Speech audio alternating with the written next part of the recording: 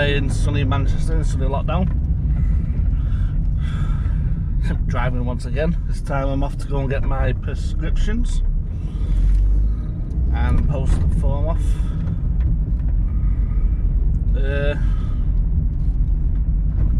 It's been a bit of a tough one these past few days. I thought I was getting to better parts, but I was just sunken again. Today I'm knackered and drained, as usual. I said, don't know how much I can contribute towards it being the lockdown, not being able to do the things I want to do, and how much of it is just me. I know that we've still got all my work to do. We've got exams starting next week, so I'm not looking forward to that.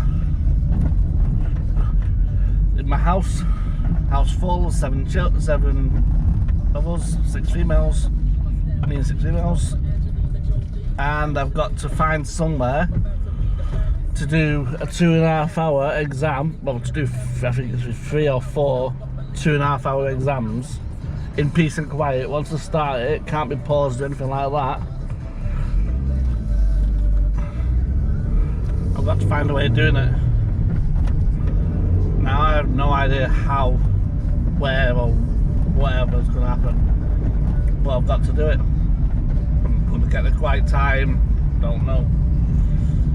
So yeah, so I'm not looking forward to that. I was hoping that at least the library or something would be open by then, or some facility would have been able to let me use in quiet, but no, unfortunately not. So yeah, yeah, still got a lot of work to do. I'll get it all done. I just gotta knock it down and do it. Yesterday was a really bad day for the whole household, unfortunately. A lot of drama unfolding, things happening. Not my story to tell, so I won't tell it, but safe to say it wasn't easy on me. I had to put with a lot of stress and really struggled with it, but yeah, I'm knackered now. Don't feel like I slept. I know I had a load of nightmares again last night. Yeah, and I got no meds, so that's why I'm off to get my meds, because I'm on 2-week prescriptions, so I can't get them for a big bulk like everyone else. I can only get them every 2 weeks. Yeah, as you can see, I'm looking a bit unkempt, and I'm just not bothered. It's not as if we have to go out and integrate with people, is it? So yeah, I'll agree eventually. So yeah.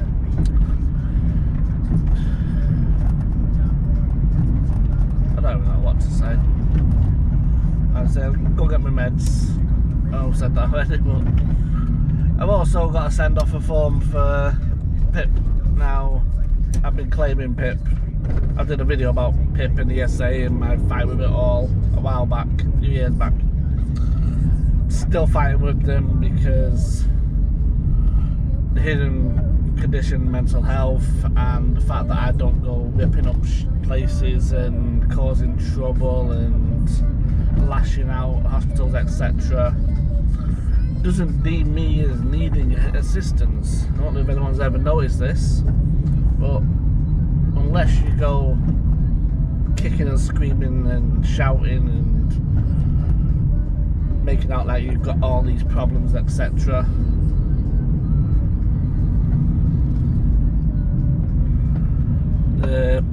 you don't get much help. You just get left on the shelf and get called into an office every now and again for a review. As I said, I'm still not getting the help, the therapy, because it got stopped. Why have you just pulled out on me, you sit? Still not getting the help that I need. I'm still struggling that way. But that should come in hopefully once this lockdown finishes. I've got another appointment with my mental health team in June, so it looks like they're giving appointments out now, which is good. So hopefully I can get my medication adjusted and get a bit more life into me, take a bit more of the zombie away. What else? Yeah, so as I was saying, finally with the PIP, I got a renewal form. Now they know I struggle. I'm sure I sent it off, but they said they never received it and cancelled my money. No telephone contact or anything like that, no attempts to contact myself or my wife, no reminder letters or anything. It was just a straight stop my payment. Being me, I kind of shied away from it, like I shy away from everything. And so I didn't let people know, blah blah blah. I told the missus but did nothing about it, and yeah, I ended up with I've had no money now for 5 months from them, and now my ESA has just dropped drastically because of it. I've always said I don't want to be on benefits for life. I hate them. I hate the fact that I claim ESA and all the rest of them. I don't want to be on them for life. But while I'm struggling, it's stuff that it's what I need. While I'm going through the problems that I'm going through, I can't just pop into an interview and go and get a job now and be able to work 9 to 5. Even with the university stuff that I'm doing, I put all my work into that, all my time into that I can, and that's me gone. I'm drained, and most of that's home study because I've only got a few left. Well, I've got none at the moment. But yeah, so I put my all into that because I struggle. So yeah, so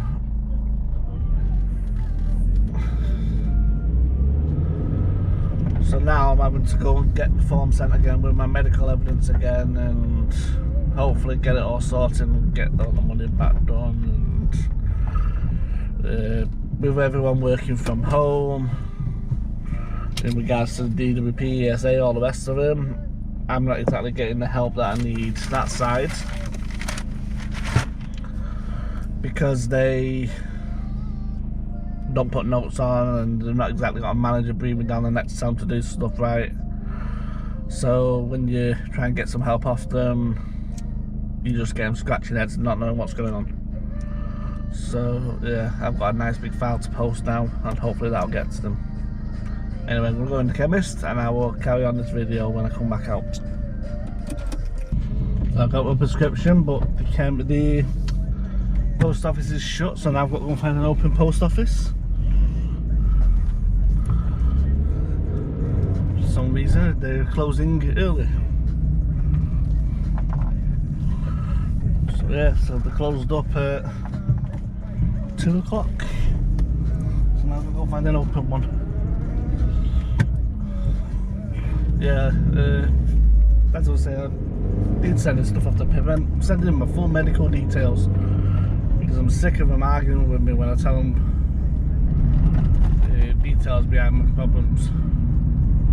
I don't know if anyone else has experienced it, but they're out to make sure you get at least possible to help you, and then when you do try to get the help from them, they lie.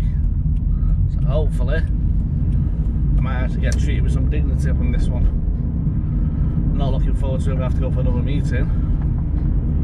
I think they're doing it as a renewal. I hope they are, and backdating it to the old one. Oh, the missus dealt with all that. But yeah, I've kind of just hid in the shadows and not bothered with it. Same thing I do. I'd imagine there's probably people out there who do the same thing. You hide away from them. I can go months and not open a single envelope and hope they all go away. The money will disappear out of my bank. I won't do out about it. I'll just leave it be, and then maybe do my own things, or like cancel my card and order a new one online if I can do it online. That's about it. I like to do a lot of my communication by email, but then I'm quite lazy. Well, someone say lazy. I'm quite gormless when I'm not in the mood. I don't reply as quick as I should do, or I don't actually as quick as I should do. I struggle with just the basic of human participation. I've got a brilliant false face, don't get me wrong. I can walk into a room or walk into a shop and look like there's nothing wrong with me. But I can guarantee you when I come out, it's twice as bad as what it usually is. Because I've learned that false face since I was a child.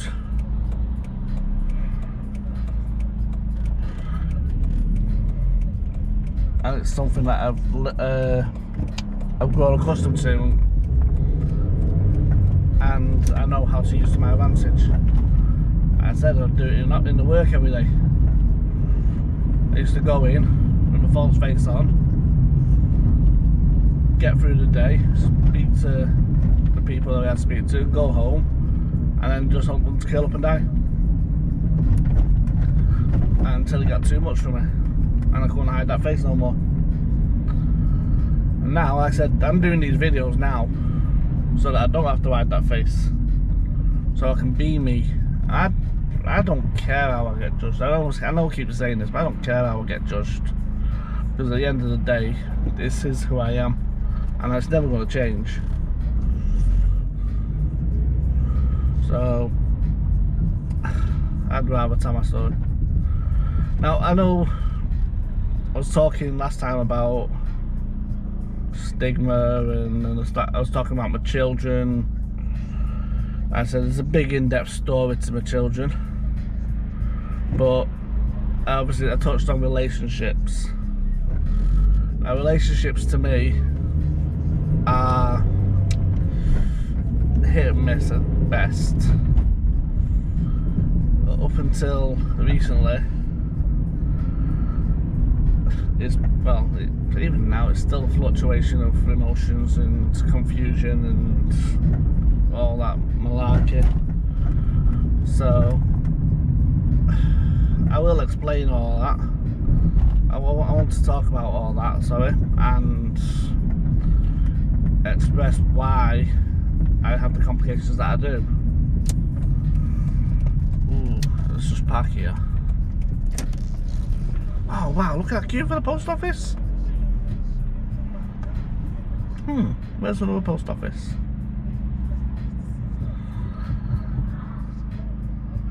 I know. I go to one of the local shops. Get it done in there. So yeah, where was I? Relationships. So for those who, obviously this is the first video they're watching or never seen one of my videos before, my diagnosis is complex PTSD with severe anxiety, severe depression, and all the rest of the amalgamation that it comes with. I do have other diagnoses and complications as well, but they're the main gist of it all in regards to the mental health side. Now, it's gone under many names before. It's gone under PTSD. I've had the penicillin diagnosis of bipolar. I've had the penicillin diagnosis of the mild form of bipolar, the clan. I always forget the bloody name. I've been suspected of personality disorder, ADHD, all sorts.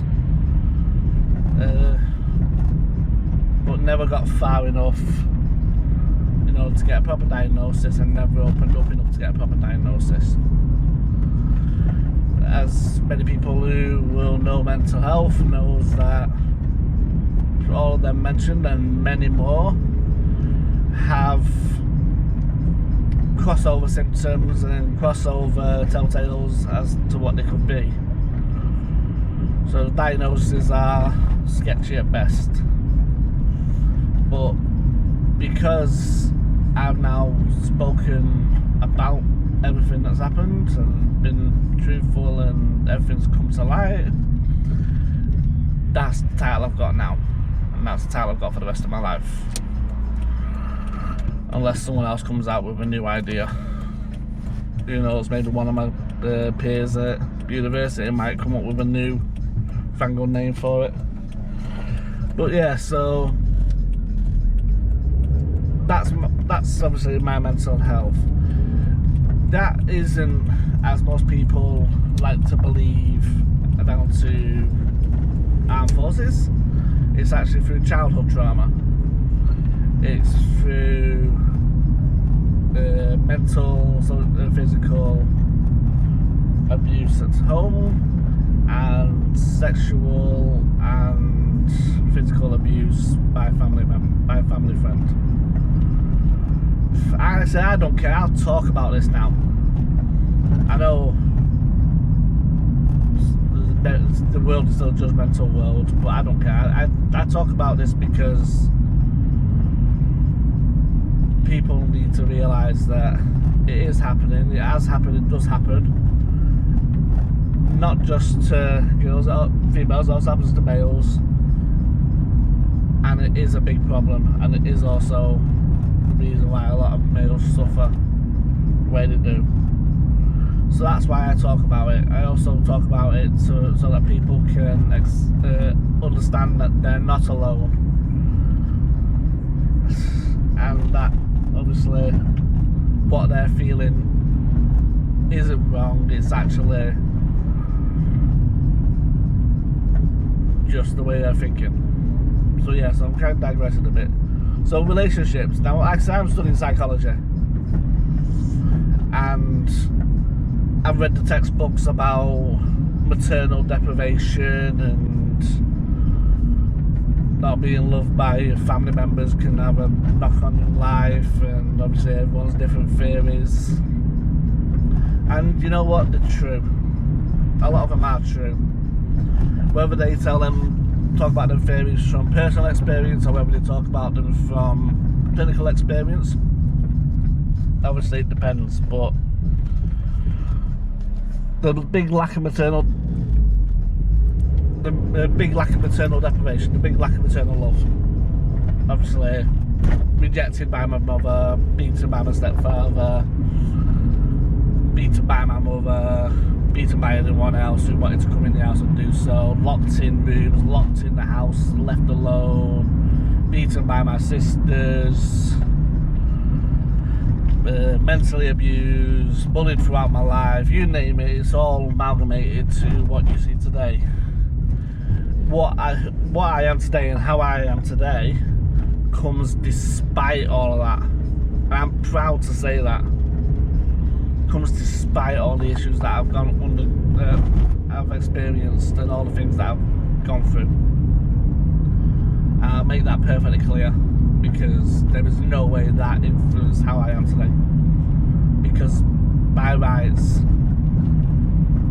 for a standard clinical study, I shouldn't even be here right now, or I should be bouncing off walls, or I should be a master criminal, well, a stupid criminal should we say, a dumb criminal, or some stupid shit like that, or an offender myself. So, you know what, them studies are wrong in regards to that aspect. But when it comes to relationships, it's so true. I struggled with connections. The one person that showed me affection, so to speak, is the guy that raped me for many years. He would be nicey to me, made me feel like I was actually deserving of someone being nice to me, but then it'll come at a cost that he was raping me constantly and abusing me, and he was a vile person. I know he hurt many people, and like I said, I could go over the police investigation many times over. I know that he hurt a lot more people than me, and they haven't come forward. I could have called them up, but not a single one of them would have backed me or would have been trustworthy. So yeah, I was stuck on that one, and the lucky bastard got to die before I could have his day in court.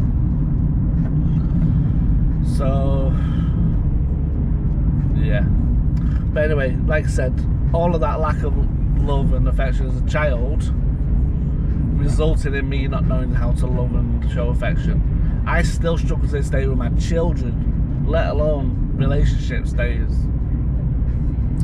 I struggle with my daughters. I struggle to show them.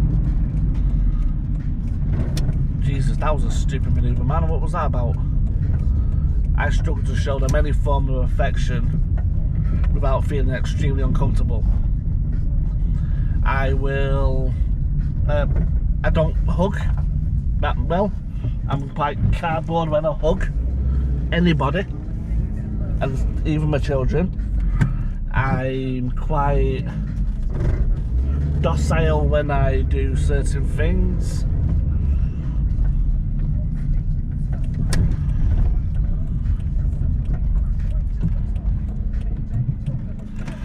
Oh, I'll just park here.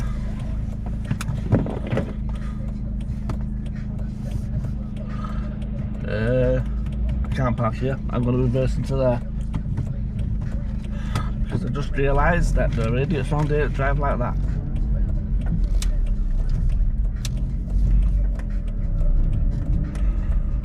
So I'm going to park in this gate for 5 minutes.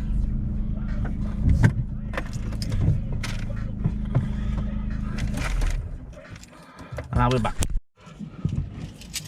I was about to come and moan about how much it just cost me to send that parcel then. Because they don't do sign for at the moment. They're only available to send it by special delivery, so it's just cost me £9 to send my details off. But then, in the shop, the guy that leaves before me, there's some lads up the aisle, shouts at him, "Bye, hope you die. Hope you die in a crash." Is that what you're saying that for? Because you're parking like a dickhead? That's random. Some people, eh? Welcome to Salford. Anyway, so yeah, so like I said, because of all that and the struggle I've had with the relationship, the childhood relationship, and people actually being there for me, I did attach onto a couple of old days on the estate, did everything for them, went to do chores, stuff like that.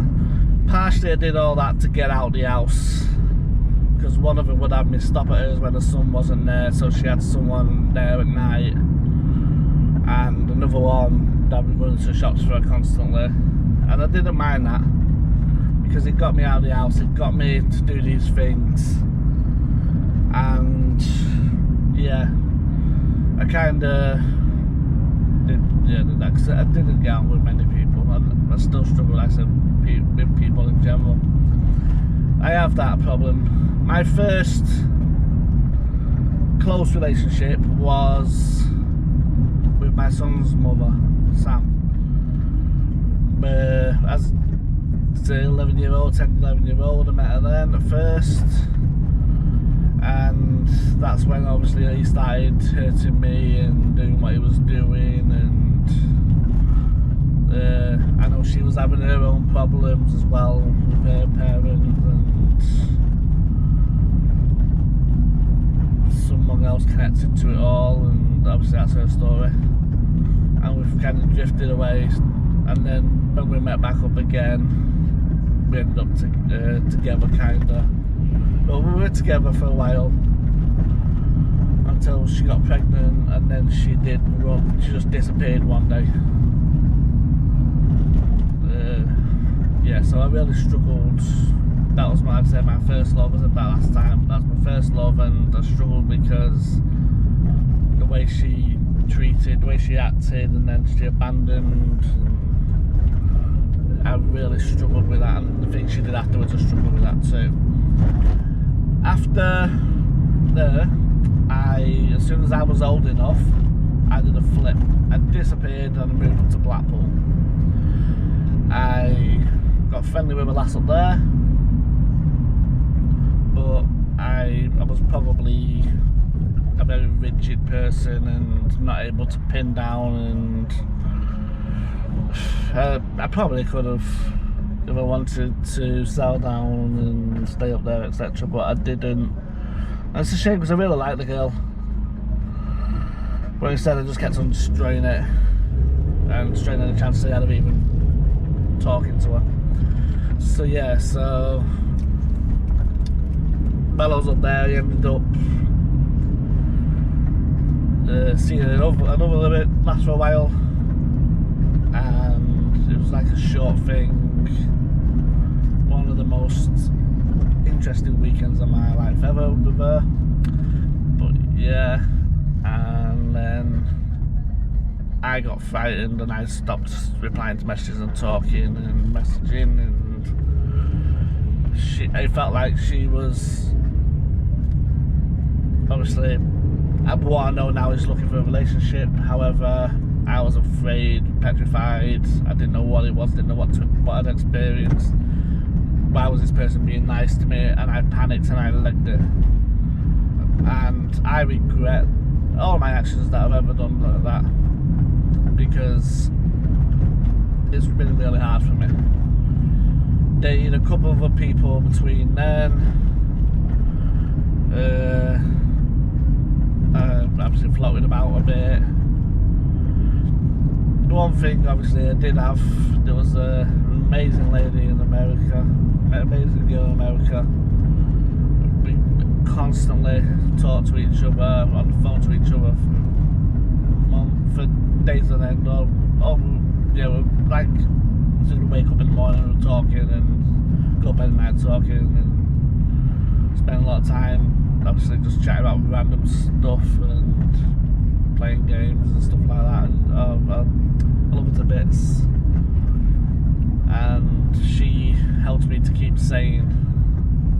I was struggling with my own life and going through my own battles.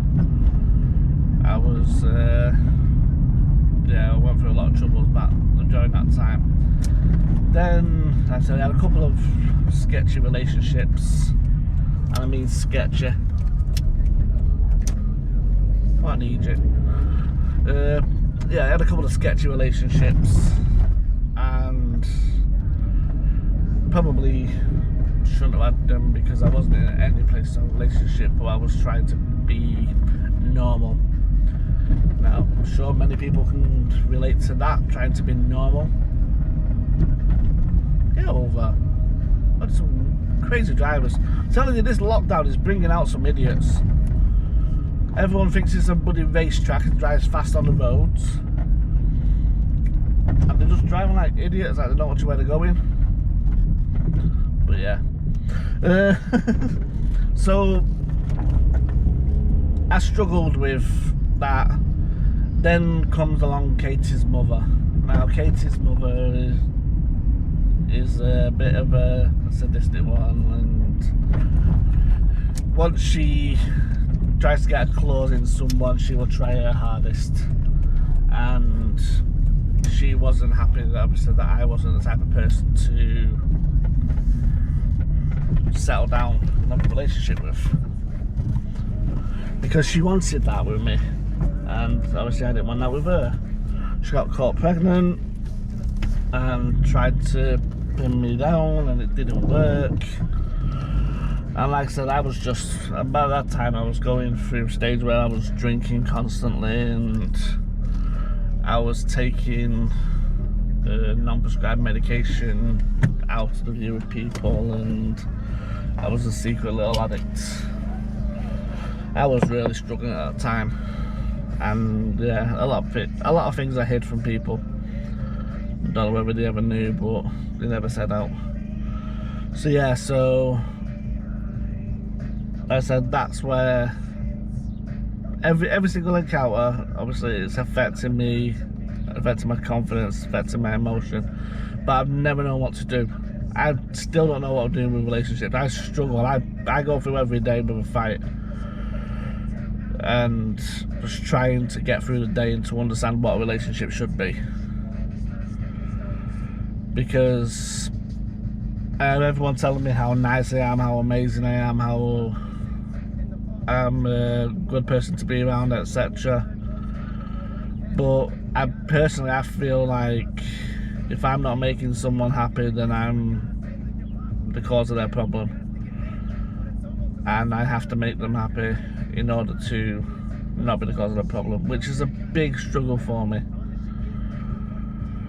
Like I said, my first proper relationship after Kyle's mum was Carmela. Now Carmela came along not long after Sam. Another one called Sam actually. Kyle's mum called Sam, Katie's mum called Sam. Both not nice. Both manipulative. Both liars. Yeah. So Carmela came along and we hit off straight away. You know, I met Carmela, as I said last time, while I was at my friend's house, and we got really close. I moved in with her a few months after we got together, and I was there until the day she passed away, and it really hurt me. Her mother hated me. Her mother hated me because I had taken her daughter away, and she didn't like that. She wanted her daughter all to herself. Her mother was not a nice person too. But Carmela was amazing. Carmela did everything for anybody. She saw the nice in everybody. She had an amazing heart, and she was a beautiful woman, internal and external, and I do miss her. She got contracted cancer. A few months into the relationship, she found out she had cancer, and I won't lie, I thought about doing a runner because I was afraid, but I didn't. I stuck around, and I was constantly confident that we're gonna get through this. She's gonna get through this. She went through all the treatments, and they were just growing and moving. The tumours were moving, and then eventually she was on trial medication, and it was the trial medication that killed her because it blocked her bowels up and destroyed her stomach, and yeah, it wasn't nice. But I love that woman to bits, and I do miss her. She passed away in 2009, and I went on the bend again. Now, to give you an idea of the type of person Katie's mum is, Katie got really close with Carmela, and because she lived with us for a few months, Katie, she started calling Carmela mum. Katie's mum stopped coming to my house, caused a big drama, ended up taking an overdose and all sorts because of it. And not long after Carmela passed away, I heard your fiance's died. Yeah, I proposed, but I proposed quite funny actually, because I just put a ring in a card, sellotaped it, wrote what I needed to write in the card, handed it to her, said I'd be downstairs passed out. But yeah, where was it? I got a phone call. Oh, you can come and see your daughter if you want. So as soon as Carmela passed away, that was it. She'd let me see my daughter again. Do you know what I mean? That's the type of person she is. Always out for herself. Now, I struggled after them. After Carmela, I felt like I didn't deserve anyone. I didn't deserve to be around anyone. And that's obviously, yeah, I'll go through the rest in a bit because I need a break. We'll get myself a coffee. So yeah.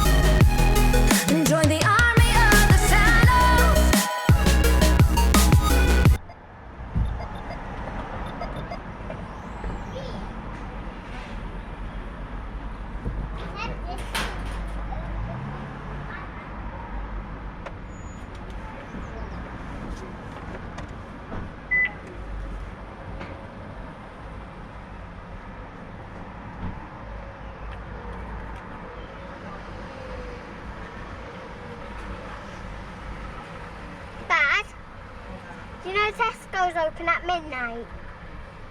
What's up, baby? Tesco's open at midnight. 6 a.m. midnight. That's right. That's what time it's open. And then it'll be shutting.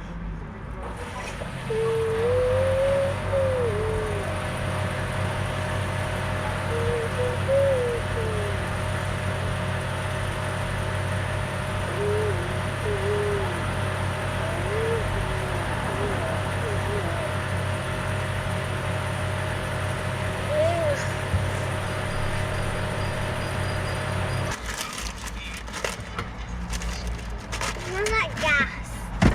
Petrol. I know, but it smells like gas. I'm playing the game.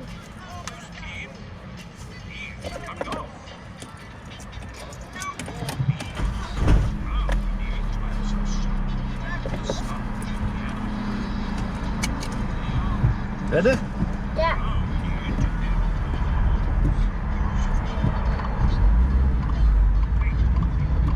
And pop in the bubbles.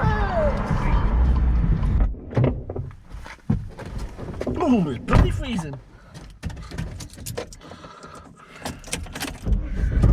Sunny Blackpool, my ass.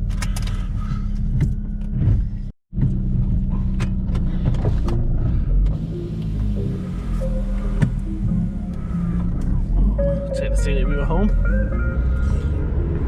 So it's been a couple of days since I started this video. As you can probably tell, I've had to shave my head since then. Oh, let's get out of here. Just dropped Ellie off home at her mum's in sunny St Anne's. I'm gonna miss that young one. She's back again next week Monday though, tomorrow though, so not long. I'm enjoying this time with her. It's a deal of spending time with her, she's funny.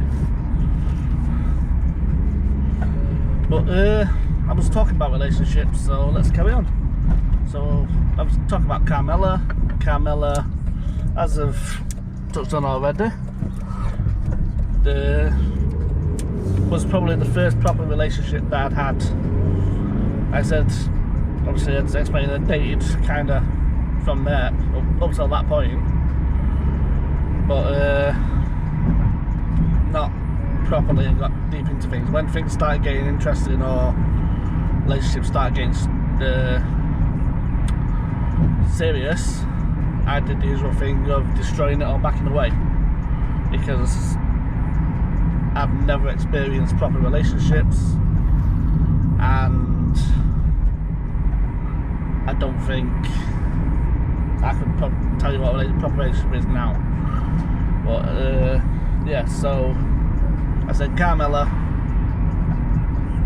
would have settled me down, managed to get me to stay in one place for the longest amount of time. I loved Carmela, but unfortunately, as I said, she contracted cancer. It spread really bad. It was ovarian cancer. She'd had a scan on it a year before and got told it was benign. Then a year later, lo and behold, she's been told that she's got a cancerous tumour and it spread, and that's what it kept on doing. It kept on spreading no matter what we did, what she did. All the therapies and everything else, radiotherapy, chemo, you name it, she had it. And in the end, like I said, she did trials, medication, and that got her better over. Clogged all up intestines, like I've already said on the video, I think I have anyway, or I said the last one, I can't remember, which is why I'm saying it again. And she ended up just passing away on February 28th, 2009. That, as you can imagine, sent me into a bit more of a spiral. Her mum hated me, as I said already. Her mum hated the fact that obviously I was with her daughter, that she was happy, because her mum, up until then, her mum had doted on her and she'd lived with her mum, and She also had a daughter, and the daughter stayed living with her mum because that's the type of person her mum is, unfortunately. As quick as Carmela passed away, her mother wanted me out the house, and the house sold straight away to get it all sorted. And yeah, her mother was an evil piece of work. She probably still is. And I'm quite happy to sit here and name her today, but it's not fair because she may be an evil piece of work, but she's still Carmela's mum. So yeah, I ended up having to get out of the house as quick as possible after Carmela passed away, and sofa surf until I could afford to get a flat. And obviously I went on a downward spiral then, and along came Ellie's mum. Now obviously Ellie was born 2015 and I knew it was 2010, but hey, yeah, Ellie's mum, I should have known the type of person she was, but me, like I said, with relationship problems and my trust problems and everything else, I tolerated it for the sake of wanting to be normal. She would do things that she shouldn't do, manipulate me. I'm not an arguing person. I don't argue.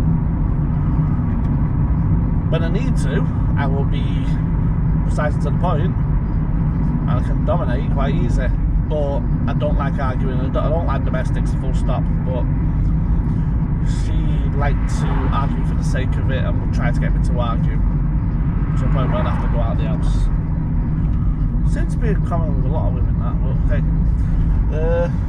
Yeah, so things obviously were very rocky. We lived together for a while, to a point where I ended up kicking her out because I found she was messaging other blokes and arranging to meet up with some guy in a hotel room, all sorts of stuff like that. She was, yeah, foolishly, I still let her stick around, and we had an on-off relationship up until, obviously,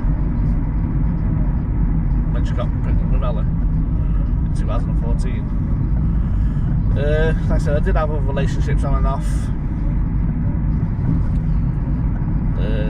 One or two both stick out. I won't mention them, I won't talk about them because it's not fair. But I have hurt a few ladies. I know I have, because my own fears and commitments and worries, etc., have resulted in them giving them all to me, and I've struggled to give it back. So yeah, I have hurt a few people, and I do know that, and all I can do is apologise, because at the end of the day, it's a byproduct of my condition. I fucking hate that condition and statement and everything else. I don't know why I keep saying it, but it's a byproduct of the way I've been, what I've experienced. So yeah, so I am married now to Laura. I've been married now, it's 2 years in September, 2 years in August, 1st of August. We've been married, been together for about 3.5 years, I think. I can't remember the exact time. I'm useless at this. I'm useless at dates. I'm surprised I remember so much. But yeah. Like I said, I'm married, and I'm doing the best I can in the relationship. I know it's really hard for her, just as it's hard for me. It all comes from my rocky past and relationship-wise, and I know it's hard for her to cope with some of the things that I do and the way I am. Laura's quite lovey-dovey and wants to be close all the time, whereas I'm afraid of anything like that. I try to keep relatively kind of distance. But yeah. So yeah, so that's kind of my relationship stuff in a nutshell. Friendship wise, it has a large impact on my friendship. I've never been able to trust people, and the first sign of them hurting me, I kind of back away and don't acknowledge. Or first sign of me feeling too complacent, I back away. I know it's not a good thing, but I am useless keeping contact with people and, sorry, I'm holding biscuits, holding relationships. Shut up, Lola. Yeah, I'm useless at holding friendships and stuff like that. I don't reply to messages. I'll put my hands up. I don't reply to messages. I don't respond to people's messages that quick, but I do get there eventually. I am learning how to get there eventually and reply, but I've got a thing where if it leave it too long, I had a thing where if I left it too long, then I wouldn't reply at all. But now I do try to reply as much as possible when I can. Whoa, he's going a bit too fast. So yeah, so that I'm fully aware of that, and I'm fully aware how awkward I can be around people. Oh, I made one button. Think about it. There's. Anyway, I'm fully. I'm just getting distracted by a biscuit. I'm fully aware of how awkward I am, obviously in friendship circles and stuff like that, and how I can make myself awkward. Because I struggle. I'll hold my hands up and say that I do. I struggle around other people. I struggle to be myself. I don't even know who I am anymore, and that's what scares me. Because I have no idea who I am. And I try to please everybody, which sometimes is a bad thing. I will be blatantly honest when I need to be, which is a bad thing sometimes. And yeah, I will either talk too much or not talk at all. I'll back off from social events. I will hide away from the world. I will hide my problems until it's too late. I fear talking to people sometimes. I don't like to get too close to anyone, and it's really hard. I mean, I struggled as a child. Talking my mouth on, sorry.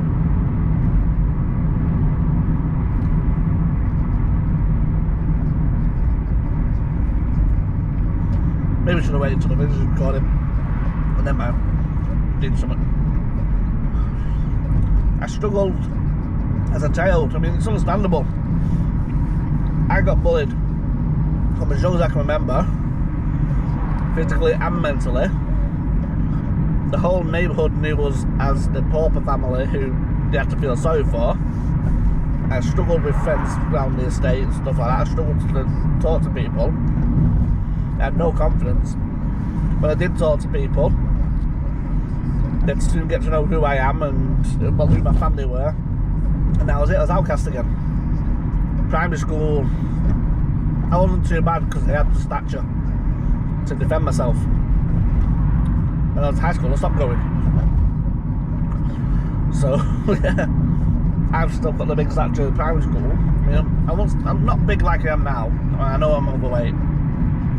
But when I was younger, I've always been a hard work labourer. So I've always been able to put my hand to anything, and I was built, as many people, anybody who'll remember me from back then will know.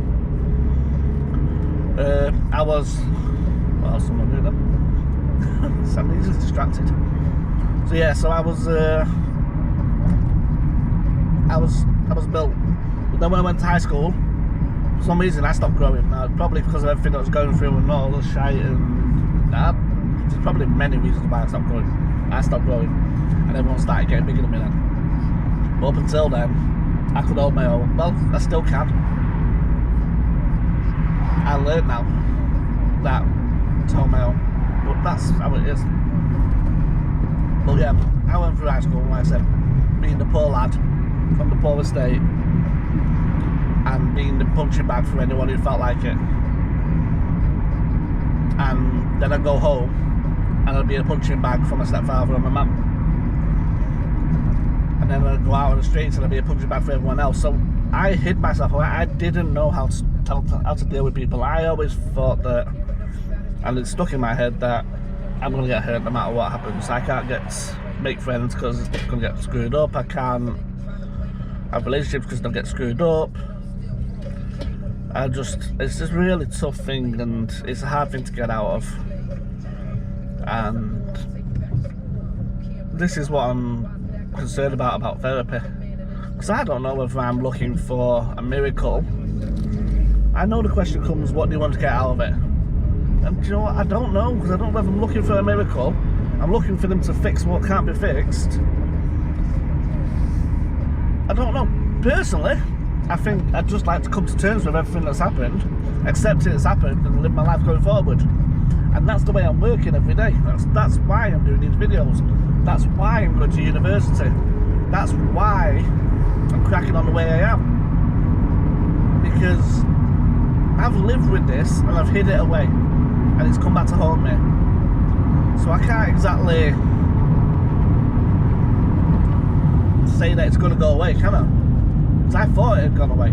I thought I'd drunk it out of me, or I'd taken the right substances to get it out of my head, or then finally I suppressed it, and I was living the life of a lie.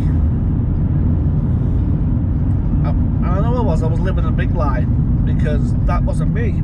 That was just a false facade designed by me when I was a teenager to get through life. Like I said, my high school, have a lot to answer for, and I will be doing an open letter to them soon, because I know I've talked about it before, but once I'm at pleasure to be you idiot. Once I'm in a position to be as vocal as I want to be, I will be vocal to them. I will do this open letter and explain how their way of dealing with things impacted me, and hope that it doesn't happen to another child. Because, to be fair, they had a big impact on everything as well. I mean, come on. If a young child is spending every day avoiding going outside, avoiding certain people, sitting on his own, segregated in the corner in a classroom, you can see he's physically and mentally getting tortured by people. You can hear the comments. You can see people digging me and punching me. The teachers saw it in front of them and do nothing. I'd get a punch to the head in science right in front of a teacher, and he wouldn't give a shit. The art teacher was just as bad. I got whacked over the head with something in art, and the art teacher just shrugged his shoulders and ignored it, because the lad that did it was one of the goody boys. So go figure. So that school had a big impact into what resulted in my upbringing. My mother had a big fucking impact on what happened and everything else that went around it. All the circumstances that went on, you know, all of it. What was the need in that, you idiot?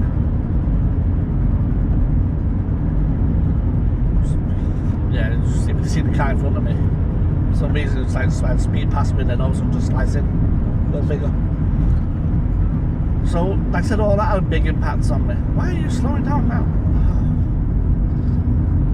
Probably one of them that's in shoulder box. Anyway, yeah. But like I said, that's the past, that's the history, and I'm gonna voice all of that, and I'm voicing all of that. I'm getting all of that out, just so I can see that what was there was wrong. I can help people out to realise that stuff like that is wrong, but they're not alone, and to know that there is a future coming forward. Because I was watching some of my videos from 3 years ago, 2 years ago, 3 years ago when I first started them, and I have changed a lot since then. I mean, yeah, I've still got my anxieties, I've still got my depression states, I still struggle with a lot of things, and now I'm a lot more overweight and a lot more troubled, but there are things that I'm better at now, and I'm more confident at now, that I've learned to live with and I've learned to accept and engage. So, obviously that helps. I'm a bit more perked up today because I've had some vitamin D. I've been known for a while that I've had a vitamin D deficiency. Doctors that I was under, because the doctor retired, they've not known what to do, the surgeries have been all over the place, and other people covering it, locums constantly, and so I've not been getting the right medical help that I should have been getting, or guidance. I've now started taking a vitamin D supplement, and I do feel a bit better about myself. Let's hope that that carries on. I've just got to remember to take it, because I am terrible with tablets. I forget. I can put them in front of me and I'd still forget to take them. So yeah, I've got tablets that need to be taken at certain times of the day, or it impacts me for a few days, and yet I still won't take them. They can be right in front of me and I won't take them. Partially, if I'm not taking them for a while when I should have, and then I'm going to take them, I'll either look at them and think, oh well, I've missed it, I'll just take them in a few minutes, and then forget, or I'll look at them and think, see a full room and think, I'm going to get some abuse here because I haven't had my tablets yet, and I won't take them. It's not their fault. It's purely because that's what my mind tells me. So yeah. So with that, obviously, it's a big struggle. But either way, it's something that I've got to live with. And it's got something I've got to get used to. So yeah, I started off this video talking about relationships and now I'm just waffling. I'm fully aware of that. So yeah. But overall, like I said, I'm not getting many people watching these videos, and to be fair, it doesn't bother me. Because I don't mind if I help one person. I don't mind if I give someone an insight into my life and let them help them to understand me and why I've been the way I have been. If someone can, if it helps people, then happy days. If I get lots of people watching them, then happy days. But I know it's a slow process and it can take years, and that's how it's going to be. Because in a few years' time, I don't think I'm going to be in the position that I'm in now. I'm quite confident that I'm going to be a lot happier and cheerful. I've come to scenic route home after dropping Ellie off because I just wanted a nice drive rather than just speeding on motorways constantly, because I hate motorway driving. I want to take a trip past the university. See if there's any life in that there world. Probably isn't. So yeah. Yeah. So yeah, I know I keep going on about obviously why I do these videos, etc. But at the end of the day, I'm not in it for no gain. Well, no, I am. I'm in it for my own personal gain. And if I help others, then that's an added bonus. I will, like I said, respond to people if they message me eventually. And I do apologise if I haven't done so far to anyone who's messaged me. It's a complicated one. But I'm getting there. I'm hoping to have all my uni work done in the next couple of weeks. I've got an exam on Monday or tomorrow that I've got to do. I've got a few more exams coming up in the next couple of weeks. Once all of my work's submitted and all my exams are done and everything's done, then that's me done for uni for the year. Hopefully I'll get the pass that I need. If not, I've got more exams to do. And then I can start relaxing and stop stressing as much, and that's how I'm all upbeat. Looking at the news today, it looks like the Majorcan government are letting the hotels open up as of the 11th of May. So hopefully travel restrictions will be lifted and then we'll be able to fly out on the 4th of June. I'm not prepared for it whatsoever, but I imagine that not many people are going to come flying out. The airline is still selling, EasyJet still selling tickets for the flight. The hotel's still up for ticket sales on various websites. So it looks like it's going to be a go at this rate unless things change soon. So it looks like we've got a couple of holidays coming up. Then we've got, that's in June, and then in July we've got Florida. Once again, it looks like that's going to be a go because the flight is still up for going, and I had a look yesterday and the majority of the seats are already booked. So it looks like they've got a full plane, which is good. So yeah, well, not a full plane, but a half full plane at least. It's a villa, so it's not as if it's going to be a hotel. So as long as the flight's running, the villas and the Florida's allowing visitors in, then we're definitely going to Florida. Whether we can go to Disney is a different question, because the parks will be, what we're doing, oh yeah, the parks will be open by July, hopefully, as they're talking about opening in June. But the question is, will it be open for tourists or will it be just for locals like they're expecting? I know Disney is talking about, well, I know the Floridian government, so the Orange County and the, is it Ocasa County, something like that, or Saca? I don't know, something like that. But the two counties in Florida that cover Disney are both talking about phased openings of 50% for the first phase, 75% for the second phase. So hopefully, I mean, 75% capacity of Disney is still a lot of people. You've got a lot of people afraid to go places like that at the moment. But then you've got the Americans who are more brazen and say, well, we'll do it, we don't care. So it's 50-50. You've got those that want to do it and then those who don't. Because they'll be half empty, it helps me a lot. I mean, because I've had anxieties about cleanliness and all that crap for many years. I've always been quite OCD when it comes to, I mean, I know, let my personal care come down a lot when I'm really depressed, but I am really, anal is probably the best word to use when it comes to cleanliness and hand wipes and stuff. I was doing it before it was famous, before it was popular, before it became a fad. So I've always had hand sanitizer with me and stuff like that, so it's not a new thing to me. It doesn't bother me. Same as, I actually reckon that I've had the virus already in December. I know they're talking about it only came over in January and blah blah blah, but I'm sorry, but I had all them symptoms that crippled me and I could not breathe, and that was really bad in December. Could not breathe, I was really fatigued, constant sweats, and that lasted for a week, and then the breathing problems lasted for an extra week. I had that in December, so did my wife. So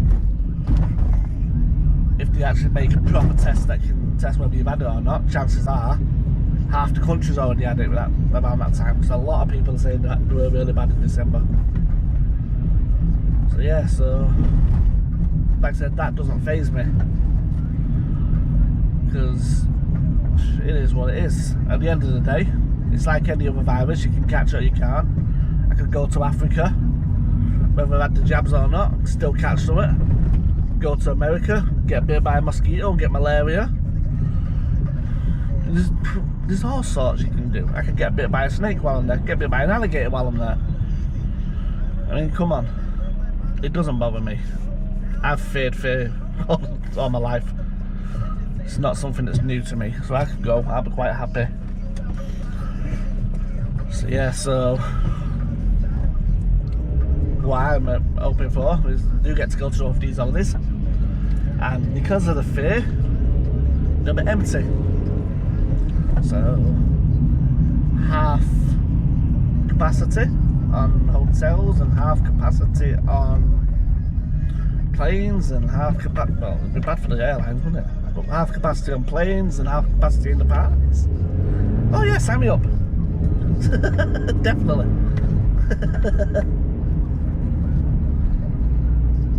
Oh, my speedo's not working. I hope I don't get... That should be fine.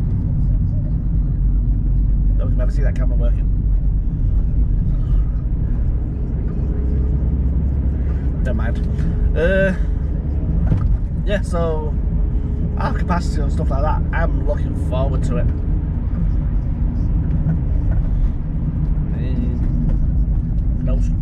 No waiting in line for an hour and a half for a ride. Get on it within half an hour, happy days. Doing all of the electronic lines that they're talking about, even better. I'll just go for something to eat and then jump on a ride. Because we're there for 14 days and we intend on enjoying everything that we can. Disney's a guaranteed because I've paid for that already. I'll say guaranteed if the parks are open and we can get in, because I've paid for that already. What else is, yeah, the villa's all paid for, the flights are all paid for, the food's all paid for and stuff like that. So all we got to do is go shopping over there, which the shops are open, and that's the villa filled up. And then, like I said, entertain ourselves every day. 2 weeks worth over there. Might go Universal, but there was no way I was buying a 14-day Universal pass. I don't know what day I want to go. There was no way I was buying a Universal pass. I'd just buy one online the day before we go, or go into one of the sellers and buy one, and then do it that way, because we're going as a family. It's big, 7 of us. According to Disney, 6 of us are adults. Go figure. Whereas we've got a 5-year-old, a 10-year-old, and 2 mad-ass 14-year-olds. The mad-ass 14-year-olds will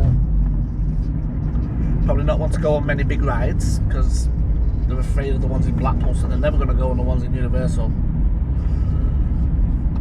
So it'll just be me on the rides on my own. I'm sure my 5-year-old will want to go on the rides, but she's a wee bit too small. She's 1.2 meters, so yeah. Yeah, she's a tall 5-year-old, as is my 14-year-old, but never mind. And then, like I said, there's 3 adults. Hopefully I might get lower on a few rides, but we'll see. Yeah, so going to Universal every day would be a waste of time, because I won't be able to go on the rides that I wanted to go on.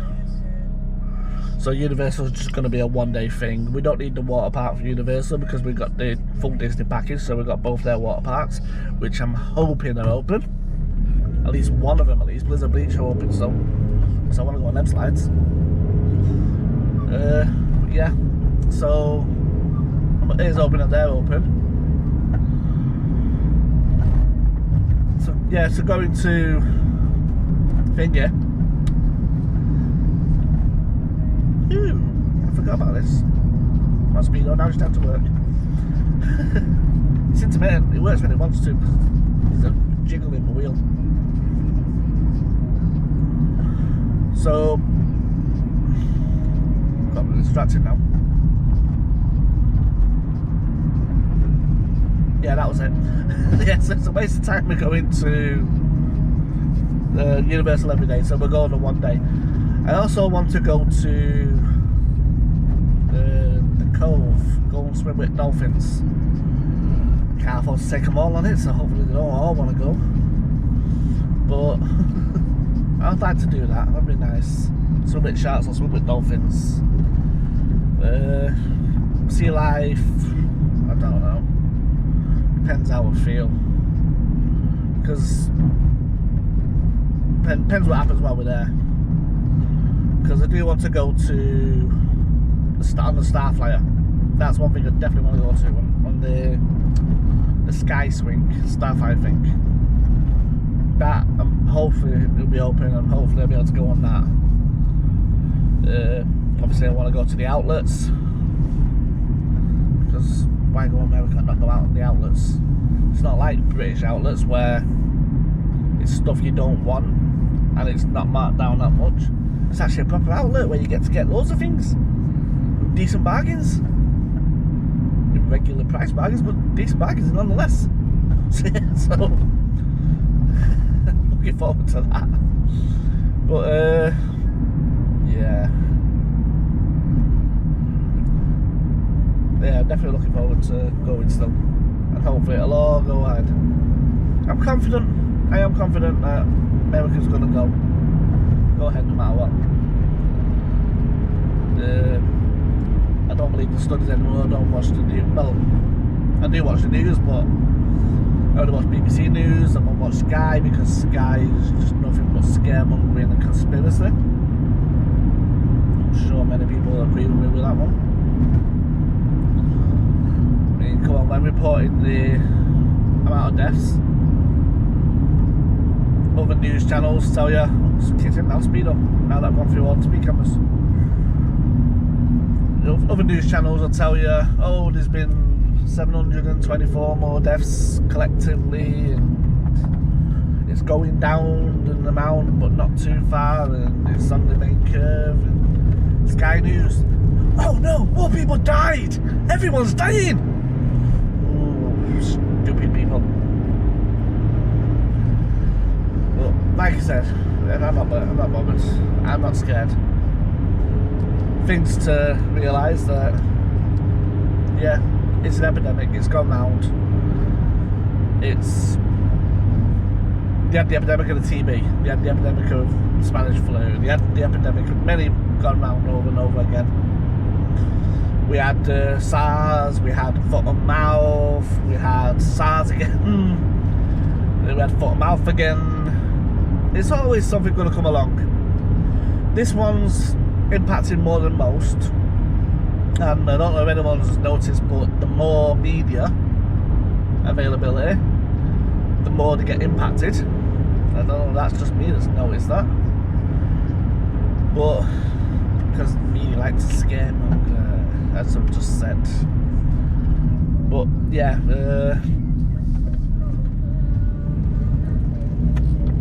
there's going to be more. This is going to go on for a while. Everywhere's prepared for it now, to a certain point. Obviously, we keep hearing about personal protective equipment and how people are saying they've not got the right stuff and how it wasn't got in right. I mean, come on. As soon as it all got put into trusts and every trust was allowed to handle their own ordering and their own funding and how they distribute, that's where it went downhill with the NHS. And that's where stuff like this come in, because they live on the breadline. Because PPE was only needed for so many places, there's so many rounds and so many wards, etc. So they weren't stockpiled properly.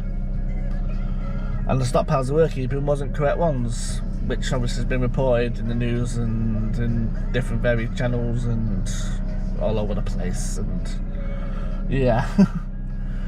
But like I said, if you're gonna prepare for the worst, you can't prepare for the worst of everything, can you? There's only so much preparation you can do. But then when you're living on the breadline, like each trust is, and only funding so much and letting big wig cats take home millions of pounds every year and have all the stupid bonuses, etc. You can't come crying saying that you're running out of money when something like this happens. It's just not right. I mean, look at Richard Branson, Virgin, all of their leaders, all of their directors went home with stupid salaries and stupid bonuses every year for how many years? They shouldn't have been paid that much. They should have been given a modest salary. Because it's competition that builds that stuff. That's what happened with the football. Football used to be a game, now it's just a money count, it's just a cash count. And they're complaining they're not making any money, so therefore it's going to have a knock-on effect on the clubs. No, it's having a knock-on effect on the little clubs, not the big ones. The big ones are just crying because they're not making the big bonuses. But it's stupid things like that. It's all about money. And if they hadn't made it such as incentivised industry in the first place, the airlines and holiday makers, stuff like that, if they weren't giving them fat cats all these big bonuses and actually stored some of that cash up for a dividend, then when events like this happen, they'd be sitting pretty. They wouldn't need to ask the government for bailout and expect the government to pay for things. I mean, come on, how long does Virgin not pay tax for? They don't give anything, they don't do much, they just keep all the money and go to these tax havens and then cry because they're not got the money now. No, you just spend it all. Who made this bank? I bet he can fucking fund it. All the directors give what's in their bank back. But they're all living lavish lives and lavish houses and just sitting there just pressing buttons all day. And all those that work hard and struggle to live on the crap basic salary that they give, the ones that do all the work, they're the ones that they don't care about, and they're the ones that now struggling, now suffering. Yeah, let's not talk politics because, yeah, I'm passionate. So anyway, I'm going to end this video here now because I've waffled on long enough. I've talked about some random stuff and I'm a bit peckish and I want to munch them biscuits before I get home. Oh, nice. Oh, wait, just biscuit. Anyway, so thank you very much for those who have watched the video or have got this far. I apologise for it being so long and blurry. I would cut it down and shut it down, but it's not worth it. I did say I would put on, I did say I'll do videos on anything and everything that happens in my life. So I've done this. Obviously, if you do want to follow the videos and keep up to date on progress and you like the videos, you'd like to see more, just follow and subscribe. Like, follow me on Twitter, Facebook. Just don't follow me in the streets because I get a bit wary about that. Like I said, I've got a Discord, I've got Patreon, I'm just learning how all that works before I start setting things up. Just learning how Twitter works still. I'm still stuck like this. I open up on the computer. Anyway, so yeah, so like, subscribe, comment. I'm happy for the comments. I might not reply to them straight away, but I will get there eventually, and you will get a response from me one day. Yeah, no. Or we'll get the missus to start poking me and saying, have you got any comments on there to look at? But yeah, so like I said, I'm fully aware of the new videos, so share them with your friends, share them with your family. If it helps just one person to understand, why is that idiot driving in the middle lane? Get distracted again. Yeah, never mind. Motorway etiquette. Yeah, share it with your friends, share it with your family, share it with whoever, share it with your dog. Let your dog watch for an hour and a half. See if they enjoy it. All dogs love me. So yeah, and yeah, thank you very much. And just remember, above anything else, take care of yourself, because that's what it's all about. Don't think that this is the end. Don't think that you can't cope and you can't go any further. When you're having your bad times and your rough times, just remember there's a future ahead and things will change. So yes, thank you and take care of yourselves. Goodbye.